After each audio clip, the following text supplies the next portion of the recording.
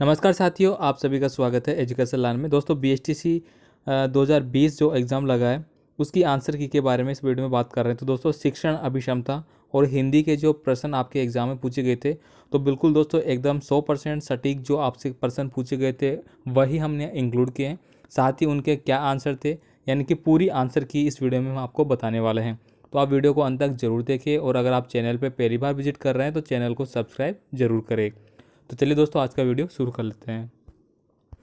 तो दोस्तों आपसे एग्ज़ाम में ये प्रश्न पूछे गए थे और साथ ही इनका आंसर भी यहाँ पे बता रहे हैं। आपकी कक्षा में यदि सभी छात्र सही जवाब नहीं दे रहे हैं तो आप क्या करोगे? तो दोस्तों इस प्रश्न का सही आंसर था कक्षा में पाठ को दोहराएंगे। यानी कि दोस्तों आपने कक्षा में जो लर्निंग प्रोग्राम किया है, जो लर्निंग बच्चों को सिखाया है, उसको वापस से दोबारा दोहराएंगे ताकि बच्चे भी जवाब दे सके। आप अध्यापन व्यवसाय की प्रगति के लिए सर्वोच्च महत्व प्रदान करोगे। किसको करोगे? तो गुणवत्तापूर्ण कक्षा शिक्षण को आप अध्यापन व्यवसाय की प्रगति के लिए महत्व दोगे। अगला प्रश्न, शिक्षक एवं संस्था प्रधान एक दूसरे के क्या होते हैं? तो दोस्तों शिक्षक और जो संस्था प्रधान होती है वह आपस में दोनों में सहसंबंध पाया जाता है, यानी वह दोस्तों आपस में सहयोगी होते हैं। नेक्स्ट देखिए, कक्षा में पढ़ाते समय एक छात्र ने आपसे एक प्रश्न पूछा जिसका उत्तर आपको मालूम नहीं है, तो ऐसी दशा में आप क्या करोगे? तो इस कंडीशन में दोस्तों उसके प्रश्न का यथासंभव उत्तर देने का प्रयास करेंगे। जहाँ तक पॉसिबल हो आप छात्र को जो उसने प्रश्न पूछा है उसको संतुष्ट करने की कोशिश करोगे। नेक्स्ट देखिए, कक्षा में उचित संप्रेषण हेतु आवश्यक है कि आपका व्यवहार पूर्ण रूप से नाटकीय हो। यह कथन क्या है? तो दोस्तों ये कथन बिल्कुल सही है, यानी कि अगर आप कक्षा में उचित संप्रेषण कार्य करवा रहे हो तो उस समय आपका व्यवहार एक नाटक के व्यवहार यानी कि नाटकीय पद्धति के आधार पे आप बच्चों को कुछ समझा रहे हो, तो ये बिल्कुल सही बात है। वाणी व भाषा का अविकसित होने का क्या कारण है?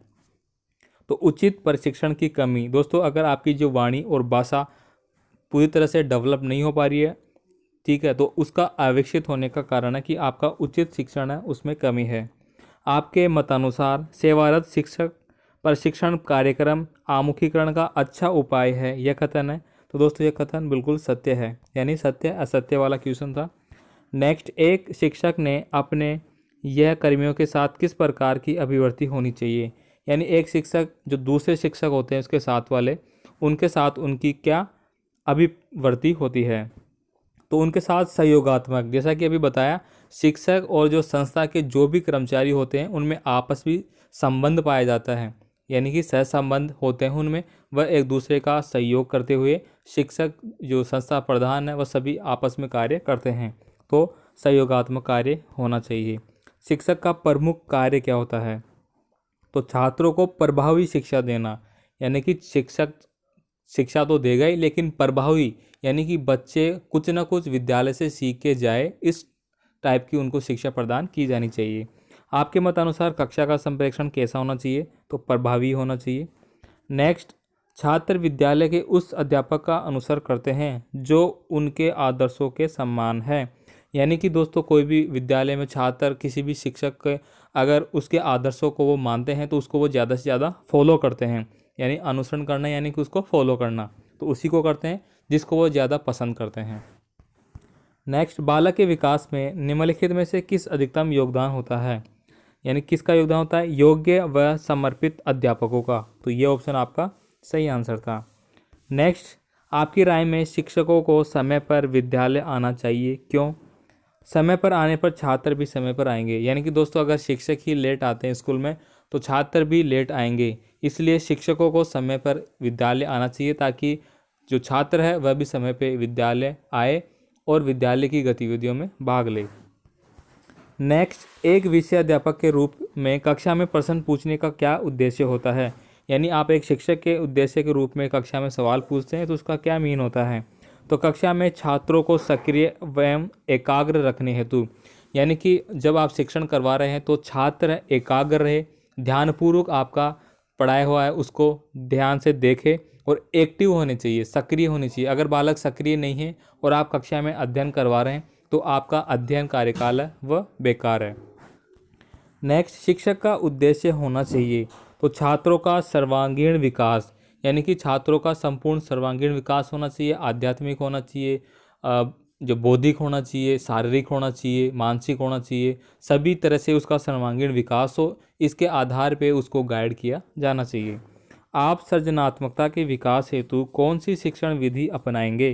तो इसके लिए दोस्तों समस्या समाधान विधि अपनाएंगे, यानी कि सृजनात्मकता जो विकास होगा, ठीक है, क्रिएटिविटी जो आपका विकास होगा, डेवलप होगा बच्चों में, उसके लिए आप समस्या समाधान विधि है वह अपनाएंगे। जब आप क्लासों में जाओगे बीएचटीसी की, तो आप देखोगे एक सर्कल होता है जिसमें सबसे पहले यहाँ पे योजना बनाई जाती है कि आपको क्या पढ़ाना है, फिर उसका प्रोसेस किया जाता है, फिर उसकी कमियाँ जो आई उसको ढूंढा जाता है, फिर वापस से उसकी कमियों को दूर करवाने के लिए अध्यापन करवाया जाता है, फिर वापस योजना बनाई जाती है क्या कमियाँ रह गई। तो इस टाइप से आपका ये सर्कुलर चलता है। नेक्स्ट, ज्ञानार्जन के लिए अध्यापक को होना चाहिए प्रयत्नशील, यानी कि दोस्तों आपका अध्यापक है वह भी अध्यापन के लिए प्रयत्नशील होना चाहिए। नवीन जो ज्ञान है वर्तमान में समाज में क्या चल रहा है उसका भी ज्ञान उसको होना चाहिए, ताकि वह बच्चों को अच्छे से ज्ञान दे सके। सामाजिक बुराइयों को दूर करने के लिए आप क्या करेंगे? तो इसका सही आंसर था जनता को जागरूक करेंगे, यानी सामाजिक बुराइयों को दूर करने के लिए आपको समाज में शिविर लगाने होंगे कि क्या उचित है क्या अनुचित है। उसके साथ साथ स्कूल में तो आप बताओगे बच्चों को, ताकि और इसके अलावा समाज में भी बताना होगा। तो ये इसका सही आंसर था। आपके दोस्त का पुत्र आपकी कक्षा में पढ़ता है, उसके प्रति कैसा व्यवहार होगा? तो सामान्य छात्र की भांति, तो ये सही आंसर था। यानी कि आप विद्यालय में अध्ययन करवा रहे हैं तो सभी छात्र आपके लिए समान होंगे, चाहे भले ही आपका दोस्त मित्र किसी का भी बच्चा आपका यहाँ पे अध्ययन करता हो। नेक्स्ट क्वेश्चन देखिए दोस्तों, आप एक शिक्षक के रूप में छात्रों को प्रोत्साहित करेंगे, तो किस तरह से करेंगे? तो इसका सही आंसर है बौद्धिक स्तर पर विकास करने हेतु। तो दोस्तों बच्चों का जो बौद्धिक स्तर है उसको विकास हो, उस आधार पे आप छात्रों को प्रोत्साहन करेंगे, ताकि वह नई जो क्रिएटिविटियाँ हैं उनमें भाग ले और अच्छे से वह सृजनात्मक रूप में डेवलप हो सके। नेक्स्ट देखिए, आपने एक शिक्षक बनना क्यों तय किया? यानी एक शिक्षक बनने जा रहे हो आप, तो आपका क्या उद्देश्य है? तो शिक्षक कार्य मुझे अत्यधिक प्रिय है। ठीक है दोस्तों, तो ये ऑप्शन के अकॉर्डिंग सही आंसर था। नेक्स्ट, सतत व व्यापक मूल्यांकन की मुख्य विशेषता क्या है? तो दोस्तों सतत और व्यापक मूल्यांकन की जो सही आंसर था, यह विद्यार्थियों के प्रत्येक पक्ष का मूल्यांकन करता है। सतत यानी कि जो कंटिन्यू, यानी कि दोस्तों पूरे साल विद्यार्थियों का जो मूल्यांकन है वह चलता रहता है। जब विद्यार्थी कक्षा में जाता है तो उसकी एक्टिविटियाँ देखी जाती है, ठीक है, कितना प्रेजेंट रह रहा है वो देखा जाता है। साथ ही उसके जो क्लास टेस्ट लगते हैं, ठीक है, उसके अलावा अर्धवार्षिक परीक्षाएं, वार्षिक परीक्षाएं, मौखिक परीक्षाएं, यह सारा उसका सतत जो मूल्यांकन है उसका भाग होता है। तो ये विद्यार्थियों के प्रत्येक पक्ष का मूल्यांकन करता है। ठीक है, ये सही आंसर था। नेक्स्ट देखिए, शिक्षक को अपने कार्य में निपुण होना चाहिए, इससे क्या तात्पर्य है?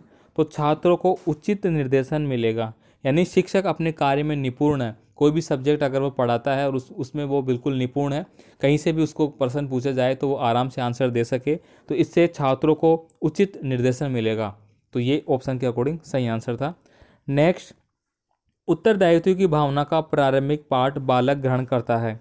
तो दोस्तों सबसे पहले उत्तरदायित्व की जो भावना है वह बालक कहाँ पे सीखता है? घर में सीखता है। यानी बालक की प्राथमिक पाठशाला क्या हो गई? उसका घर हो गया, परिवार हो गया। नेक्स्ट, गृह कार्य छात्रों को स्वाध्याय प्रेमी तो बनाता है, परंतु साथ साथ छात्रों में क्या और करता है? तो विषय वस्तु का ज्ञान और अभ्यास करवाता है। यानी कि कक्षा में जो पढ़ाया गया पाठ है बच्चा घर जाके उसको रिपीट करता है, उसको जो गृह कार्य दिया गया प्रश्न उसको पढ़ते हुए करता है, तो उसका अभ्यास भी होता है। नेतृत्व एक विशेष प्रक्रिया का नाम है जिसके लिए दो उत्कृष्ट शब्द हो सकते हैं, तो प्रभुत्व और प्रशासन। ये ऑप्शन के अकॉर्डिंग आपके सही आंसर थे।